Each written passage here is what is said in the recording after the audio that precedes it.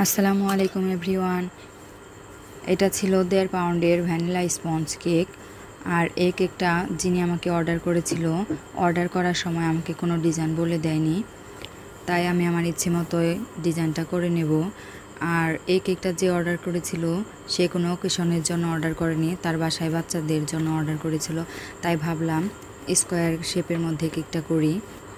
তো এখানে আমি কেকটা সম্পূর্ণ ক্রিম দিয়ে কভার করে নিয়েছি। এরপর আর এই কেকটার মধ্যে আমি পিঙ্ক কালারের একটা শেড নিয়ে আসতে চাইছিলাম, তার জন্য ক্রিমের মধ্যে কয়েক ফোঁটা রেড মানে স্ট্রবেরি রেড কালার দিয়ে এই কালারটা এনেছি। এখন আমি সম্পূর্ণ কেকটাকে ভালোভাবে ক্রিম দিয়ে কভার করে নিয়েছি।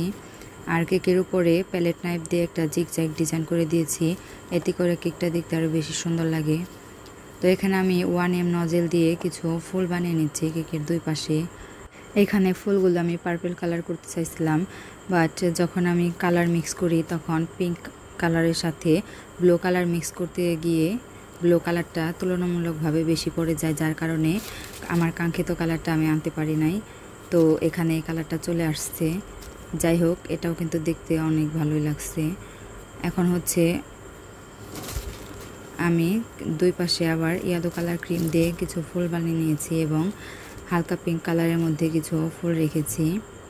আর এখানে 6B নজেল দিয়ে আমি কিছু হোয়াইট কালার ক্রিম দিয়েই কেকের দুই পাশে কিছু ডিজাইন করে নিচ্ছি, এতে করে কেকটা দেখতে আরও বেশি ভালো লাগবে। আর স্কোয়ার শেপ কেকের চারো সাইড দিয়ে বর্ডার দিয়ে নিলে কিন্তু কেকটা দেখতে আরও বেশি সুন্দর লাগে। তো আমি কেকের সাইড দিয়েও একইভাবে বর্ডার দিয়ে নেব।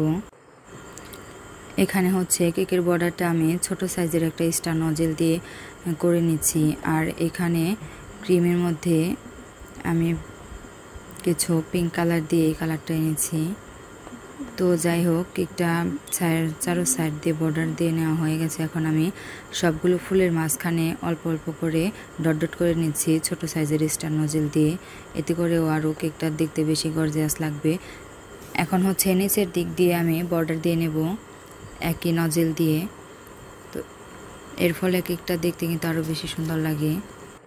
আমার এই কেক ডেকোরেশনের ভিডিওটি যদি আপনাদের কাছে ভালো লেগে থাকে তাহলে অবশ্যই বেশি বেশি লাইক, কমেন্ট, শেয়ার করে আমার পেজের সাথে থাকবেন এবং পেজটিকে ফলো দিয়ে রাখবেন। তো যাই হোক, তো আমি কেকের সাইড দিয়ে বর্ডার দিয়ে নিয়েছি।